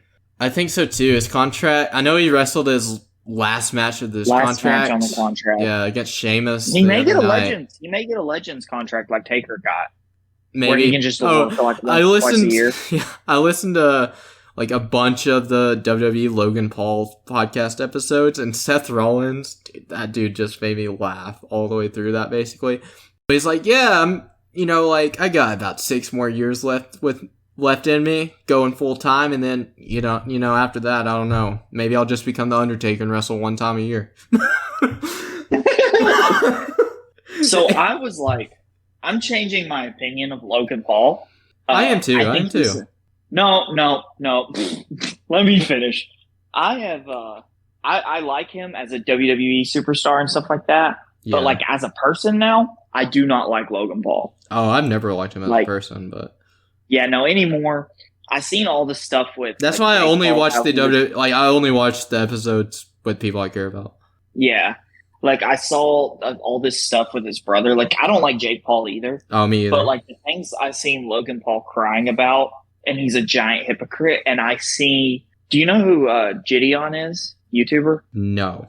He's like a kind of a prank YouTuber. No. He's not like one of them, like, he's honestly a really funny guy, really cool guy. And he actually went to Harrison. Let me back up. He's a black guy, and he went to Harrison. Okay. Do you get with that? Because Harrison is where like the Grand Wizard of the KK lives. Oh. Okay. Yeah. Yeah. You may want to edit all that out. Yeah. But, yeah, my bad. Anyways, he got in this beef with Gideon, and he just, I don't know. I just don't like Logan Paul. He just seems kind of like he's an egotistical maniac. He's kind of a douchebag for zero reason, other than he can be. Yeah. But anyways, regardless, you know who wasn't in The Dark Knight because they weren't good enough to be in The Dark Knight? Logan Paul. Oh, I thought you were going to say Katie Holmes. Katie Holmes wasn't in The Dark Knight? No, because she got recast. Maggie Gyllenhaal took a spot. Dude, they look so similar that I honestly forgot. I don't think they look similar. Like, they look similar enough in the back of my mind that if you show me a picture of both of them, I'll be like, isn't that that one person that was in the Batman movies? And then the other person, I'd be like, isn't that the Katie same picture Holmes has like a much thinner face. I don't know how people are gonna take that, but like her face just looks more narrow, and Maggie Gyllenhaal's looks more standard, you know? Well, I'm a Swiftie. Taylor Swift for the Super Bowl halftime show whenever Taylor wants to do it. So fuck Maggie Gyllenhaal, because all too well 10-minute version. They need to get Adele eventually. Ooh, what if they got Lana Del Rey, Taylor Swift? Which that's a weird pairing if you throw Adele in there, but Lana Del Rey and Taylor Swift would be pretty good. They have a song together. Yeah. But back to like The Dark Knight real quick. Oh, yeah, sorry. You want to wrap up everything on The Dark Knight? Yeah, there's a couple more things to talk about real quick. All right. Harvey taking the fall for Batman. When, Bruce is giving the whole spiel to Rachel, like, yeah, I'm gonna reveal my identity so the Joker stopped killing people. And then Harvey does it instead, and Bruce just kind of lets it happen. And I don't get Rachel in these movies, dude. She is so quick to jump on Bruce about stuff. She's like, Bruce, how could you let Harvey... Well, she went to Alfred about this, but how could he let Harvey do that? And Alfred's like, I think that Bruce and Mr. Dent may both see that Batman is something more. And she's like, no, that can't be it. Yeah. I just think she honestly hates Bruce. Yeah, it kind of feels like that. Like in Batman Begins, when like Bruce shows her the gun after he doesn't kill Joe Chill, even though he was tempted to, she slaps him. I'm like, why would you slap him when he's like opening himself up like this to you? He's just showing that he had that temptation and he didn't go through with it. You should be proud of him. Yeah, no fucking joke. He had not good, but he had every reason to kill Joe Chill. Yeah, he killed. That's the man that took his parents away. That's the whole reason he's like this. That's the man who took his life away. Yes. That's metaphorically speaking, I guess, that is the man. When he killed Bruce Wayne's parents, he also killed Bruce Wayne. Yes. He is the reason that Bruce Wayne is the mask and Batman is the identity. Isn't that what you said? Yes. Have you ever seen this episode of Batman the Brave and the Bold? It's called Chill of the Night. And there's this scene where, like, it's all of the big villains in Gotham, and Joe Chill's there, and, like, Joe Chill, like, kind of breaks it down to all of them, like, look, I'm the guy that killed this dude's parents. I'm the reason that Batman exists. And they all, like, turn on him so quick. They're like, wait, without you, there's no Batman? You're the whole cause of this? Yeah, because, like, the whole build-up of that episode is, like, Bruce finally found out who did it. He finally found out it was Joe Chill. And Joe Chill knows that Batman's after him. And then Batman, like, gives him the whole spiel, like, you are the one that took my life away from me. And then that's when Joe Chill runs to all the villains. And they turn on him so quick, they're like, oh, so you're to blame. It's not Batman's fault, it's yours. Yeah, you're the motherfucker that makes it where we can't do what we want, you jackass. In that situation, that she, instead of like slapping him, she should have like hugged him and been like, that must have been such a hard decision for you to make, or something like that. But by slapping him, you're just confusing the guy. Like, what the fuck? Oh, did I not make the right choice? Like, what the fuck? Right? Like, you're ashamed of him for having those thoughts? Tell me that someone could murder your parents in front of you and you wouldn't think about killing them, like, every second of every day. Yeah. And then to have the willpower to not do it is it's not, if we look at it in like a realistic sense, if you murder somebody, that's cowardly. Like, but to have the like courage to not let that primal rage take over and to like stop yourself, and then you have to live for the rest of your life knowing that you could have possibly ended the person that caused you all of this pain. But then you have to live knowing, would that have helped me? Now you'll never know. Killing that person, would that have helped ease your pain? Like, he has to live with so much more now. The fact that he confronted Joe Chill like that. And she's just like, Pop, you're stupid. Get away from me. Yeah, seriously. Seriously, though, like, I don't understand that at all. Especially, like, they're not even romantically involved or anything. They're friends. Like, yeah, so she has no say over what he does. Exactly. Like, that's not how a friend consoles another friend whatsoever. Yeah, if you told me, you were like, man, I almost killed a guy, I'd be like, what the fuck's wrong with you? But, I mean, I'm glad you didn't, I guess. What did the guy do? Man, he took the last fucking drink on... My cat just knocked a hairbrush down. Man, he knocked a fucking hairbrush off the wall at Walmart. That son of a bitch. That's a murderable offense right there. You should have killed that motherfucker. Yeah, I think in this movie, The Dark Knight, Rachel's decision is made, though. Like before she dies and before Bruce reads the letter, I think she had made her choice. Like, I think since the beginning of this movie, she had decided that she was going to be with Harvey and not Bruce. And she was just kind of stringing him along. So basically you're saying she got what was coming to her. Kinda. All girls are the same. Oh, yeah. I don't know how we haven't talked about it yet, though. The interrogation scene. Oh. Arguably one of the most iconic scenes in all of film. In the movie. Oh, yeah. One of the worst scenes in the movie. Yeah, I accidentally said best. Oh, did you? Yeah, and then I was like, fuck, I gotta go back. Worst. Oh, God. I ruined my own bit.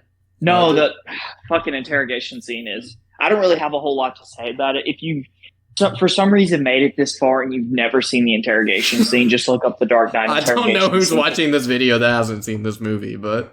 I don't know who listens to us, period, but... I wanted to start this whole fucking episode. Comment down below if you listen to us, period, so we know you made it an hour and 40 minutes in. Yeah. In your previous video that you made, your giggly gorillas, I don't know who the two hosts are of that show, but those pieces of shit roasted Aaron Rodgers a little bit. I had a lot of words to say, but you got me fucking talking about Batman, and now all I want to do is talk about the interrogation scene, but I don't think anything we say about the interrogation scene does it justice, because it's just one of them things. It is literally one of those things. It's like, you haven't seen that? Well, just watch it, and you have to just show it to somebody. No, it's incredible. Yes, it's like it displays everything that the Batman Joker dynamic is perfectly in like 5 minutes. And you have two of the best actors possible. I'm not saying like Christian Bale and Heath Ledger are like two of the best actors to ever do it, but I don't think they had like such a good dynamic between the two of them. I don't think you could have got a better pair to do that scene. Really. Yeah, I don't disagree.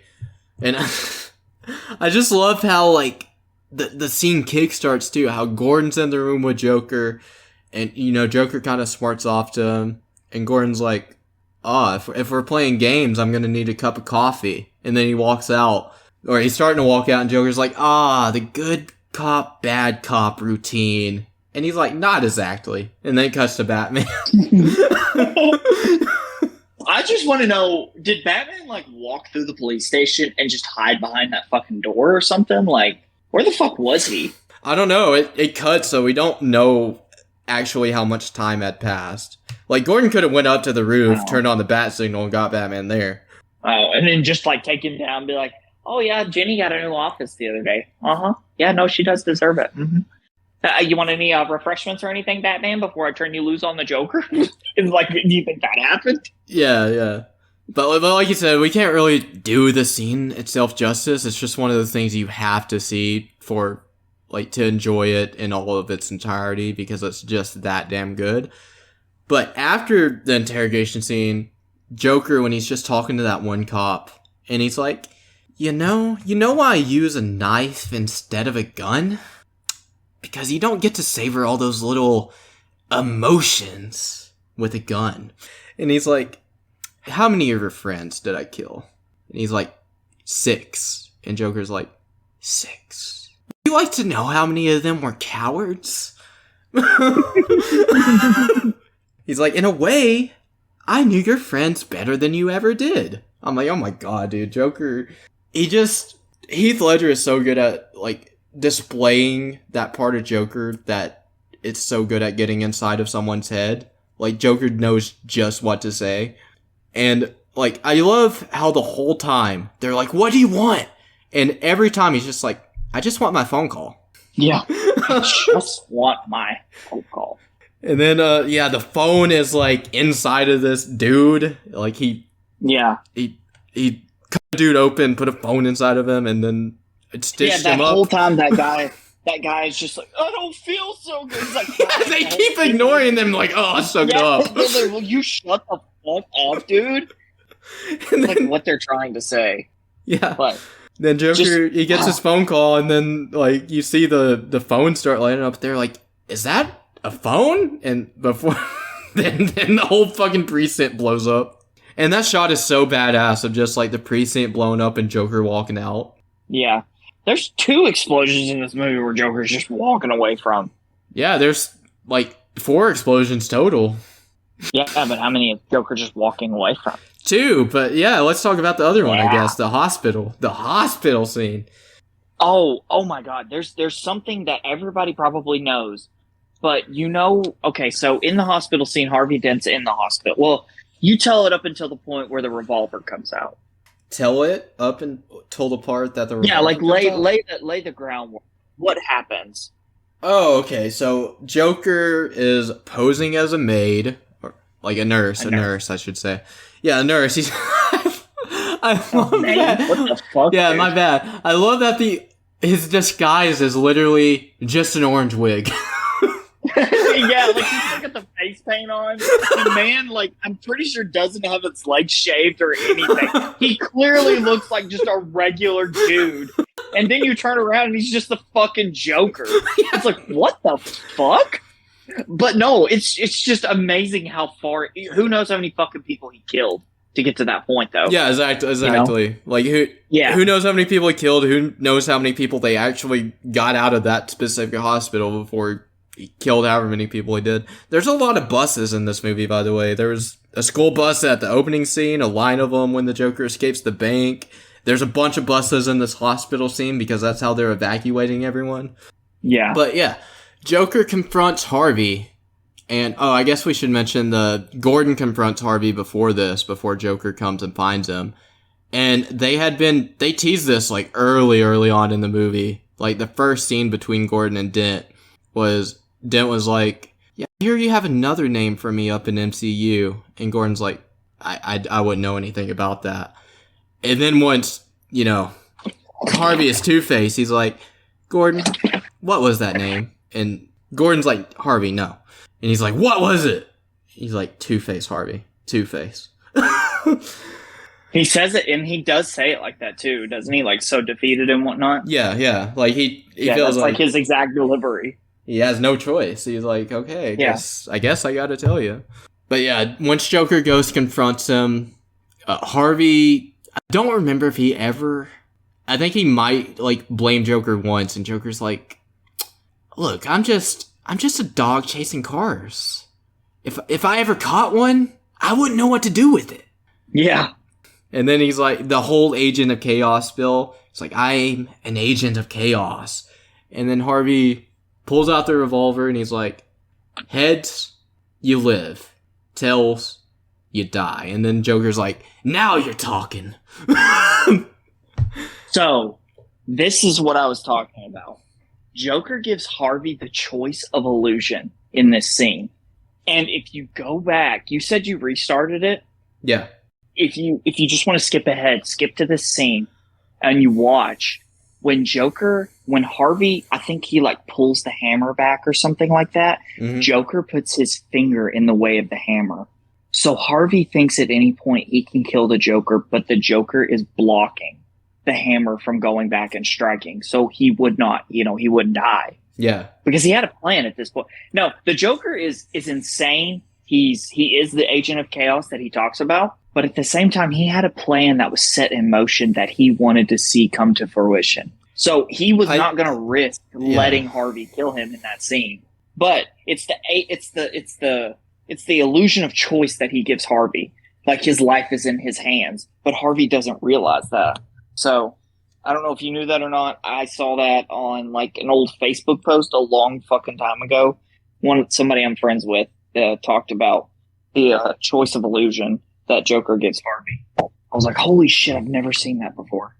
I don't know if I've ever noticed his finger actually being like blocking the hammer, but like I've seen the scene enough to know where his fingers are on that gun, and that adds up. It's around that position.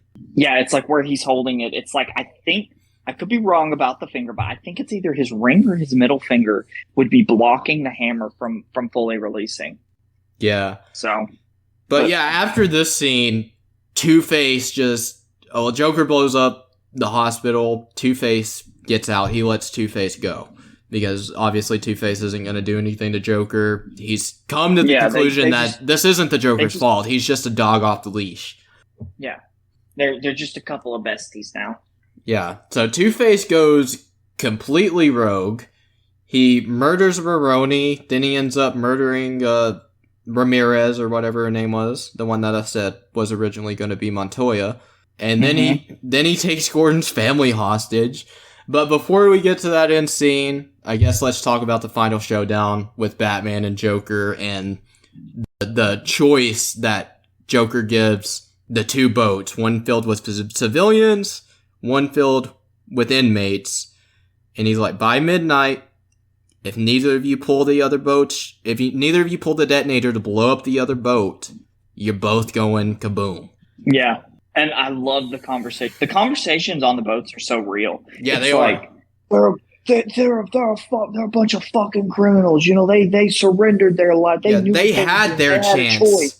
Yeah, and meanwhile, the criminals are not accepting the fact that yes, they had their chance, but they also don't want to die. Because I don't think any of them are like hardened criminals or anything, is it? It's kind of just, I don't know if it's ever said, but I don't think they would let just like petty criminals and stuff like that on a boat or something like that. I don't think they would let like supermax fucking murderers or anything like that. Yeah, I mean, I would assume that none of them were like really serial killers given what goes down, because if any of them were, they would have been like, yeah, fucking blow them up right now, immediately. Yeah. Yeah, old Joe Blow's on that fucking boat. Hey, I heard there's a guy named Joe Chill on that fucking boat. And Batman is just like, and he gets the button and he just presses it. Oh no, it was the little girl right there. She fucking did it. It's the little girl from the crowd of. It's the little girl from the crowd when the Miz cashed in Money in the Bank on Randy Orton. Do you remember that chick? Her face was priceless. I don't know how you don't remember her face. She was so upset. Yes. Yeah. Oh, there are a few faces in wrestling I will never forget. The guy at WrestleMania 30 when Undertaker lost. Yep. I'll never forget this. That was me, dude. I was just like in complete shock for like 3 minutes straight. I was like, no. But anyways, back to the boat scene. I didn't have anything to add. I was just trying to like keep us We're pushing it 2 here. Yeah, I thought the whole like camera thing was a little weird with how Batman like gets access to basically like every phone in the city, whether it be a phone camera or like a computer camera or whatever, so he can see basically everywhere. Didn't they like lay that out? Didn't Lucius lay that out earlier in the movie? Yeah. And I like how Lucius too, like in that moment is like, look, if these are still up, I'm not working for you after this. And he's like, yeah, that's why you're the only one with the password for the self-destruct. Because I love the trust that Batman has with everyone he works with. He has so much trust in Alfred. He has so much trust in Lucius. Yeah. And we didn't talk about him at all, but Morgan Freeman in these movies, he's great. Like, oh, he's phenomenal. He's such a I think the only time I've ever experienced Lucius was in Batman Bad Blood, and he made the Batwing armor, didn't he? Yeah, because Batwing is his son. Yeah. So that's the only other experience I've had with Lucius. I didn't watch the animated series a whole lot, so I don't know if he was in it. I didn't really. He is in Batman the Animated Series. He's not in a lot of it, though. The episode I mostly remember him from is the original Clayface episode, the Feet of Clay 2-parter. He's in that. But yeah, so he's great. But yeah, no, the trust Batman has is insane. And it just makes his character like better because like the thing I hate the most about Batman is like how, you know, him and fucking Dick Grayson will be, you know, besties for the resties. That's basically his son. But he doesn't fucking trust him to do stuff like in certain stories. And it's just like, man, that's so fucking annoying, you know? Yeah. I'm sure you feel that way too at times. It's like, you know, if it's early on, like Robin early on, I understand it. But if it's like, if it's a fully developed Robin, he's been doing this with you for like 5 years. Why would you not trust him at this point? Yeah, unless it's just Chris O'Donnell's Robin, period, then I get why you don't trust him. Yeah. That's like a 45-year-old man pretending to be a high schooler in the circus. Oh, another Joker scene I want to go over real quick is it's not about money, it's about sending a message. How the warehouse scene when he burns all the cash and he's just given that whole spiel like Gotham deserves a better class of criminal. It's terrific, and it's just another scene that speaks to Joker's character. He does not care about money. He doesn't care about anything besides the message. Yeah. And I like how he's just like, you know, I'm a simple man with simple taste. I like guns. I like gunpowder. I like gasoline. You know the one thing all those things have in common? They're cheap. Yeah, but the final showdown with Batman, Joker, it's pretty good. And Joker's just a genius in this fucking movie. And I know that's like a nitpick some people have with it. Like Joker is just too smart, too on the money with like his whole plan. But how he disguises hostages as his goons is so intelligent. Because the SWAT is just assuming that those are Joker henchmen, and they're like, don't move! And they're like, they can't talk, they can't move. They're like, we can't. Yeah. And Batman's the only one that realizes that they're hostages. Yeah, I don't get the complaint of he's too smart. I would rather have an unhinged, well thought out, methodical Joker than just something completely he's like, I'm gonna fucking shit on a bag. The Joker's always smart. That's the thing. Like he's a maniacal psychopath, sociopath, but he is always extremely intelligent. He's normally the first person that probably could figure out what Bruce Wayne's secret identity is. Yeah, but he doesn't want to. Doesn't he always choose basically not to? Because he's like, well, that ruins the game. Yeah, that's an aspect of this movie, because Coleman Reese, the dude that like he figures out that Bruce is Batman and he's trying to blackmail him. Another scene I love Lucius is when he goes to Lucius, he's like, I want $10 million a year to withhold this information. And Lucius Fox is like, so you think that this man is going out every night, fighting crime, dressed as a bat, and your plan is to blackmail this person? Blackmail him? And the guy, like, it's like he has a look of fear, but then he doubles down on it, doesn't he? And he's like, yes. I think he just walks away. I don't remember. Yeah, it does something like that, but then, he has like a look of fear. Yeah, then when he's on live television, this is what sets the whole hospital thing in motion, is he's about to, like, reveal Batman's identity to the public, basically. And then the Joker calls and he's like, if Coleman Reese isn't dead in an hour, I'll blow up a hospital every hour that he's not dead. Yeah. Because he doesn't want Batman's identity to be out, though. Yeah. Joker does not give he could give two fucks about who Batman is. Batman is the fun. And that's what I love about him. But yeah, the line at the end where Batman has Joker down and, neither boats blow up, so obviously Gotham, neither the inmates or the civilians chose to kill the other, and Joker's just kind of like, man, you gotta do everything yourself these days. And then Batman tackles him, and he's like, what, you thought that everyone deep down was as ugly and evil as you are? You're alone. He just kind of roasts Joker for a minute. Yeah. And then Joker's, this line is always so heartbreaking to me. I think you and I are destined to do this forever. Yes. I love that. And I think that it is heartbreaking because it would have been amazing to see Ledger and Bale back at it again. Yeah. But I think it's poetic because it just tells you, like, no matter if there's a live version of Batman, there's got to be some version of the Joker, Yeah, that's the thing. Like, people complain about, like, too much Joker, but it's like there's no argument against it. He is the quintessential Batman villain. He is. Like, although, like, Batman has the best rogues gallery by far, in my opinion, but no one compares to the Joker. No one has done the things he's done or stooped to the levels he's stooped to just to get to Batman. Yeah. And, like, you can, and I don't know if this is fair, but could you have Superman without Lex Luthor? I don't think you could.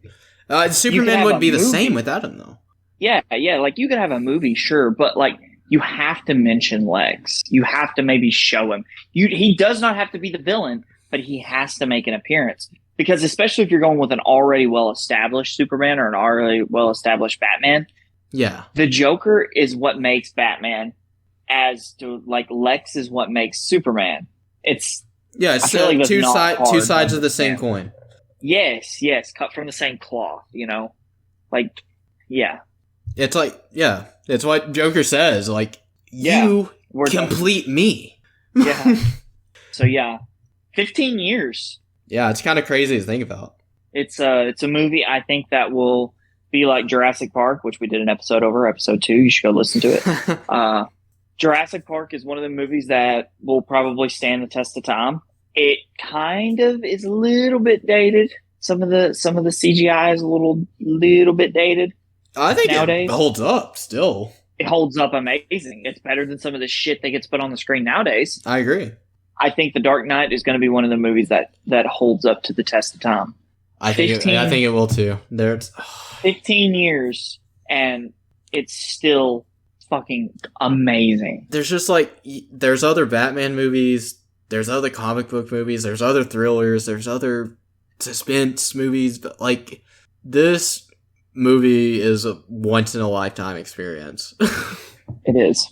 If you have a friend, a loved one, somebody who, like we said, we were talking about earlier, may not really be into superhero action movies, do you really have to watch Batman Begins to watch The Dark Knight? I personally don't really think you need to.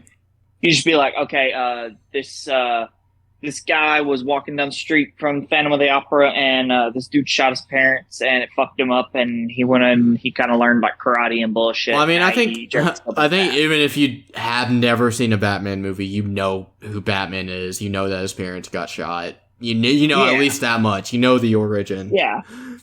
So, I think you should show them this movie. And if you do that, show a friend or a loved one that you show them this movie and stuff, and come back to this video and just leave a comment of what they thought of it. Yeah. Because I would love to see what just a regular person doesn't care for movies like this normally, but just thinks of this one. Yeah, especially if they've never seen this movie, like 15 years later, definitely get them to check it out. How many rewatches would you give this movie? This is going to be our rating system for this movie.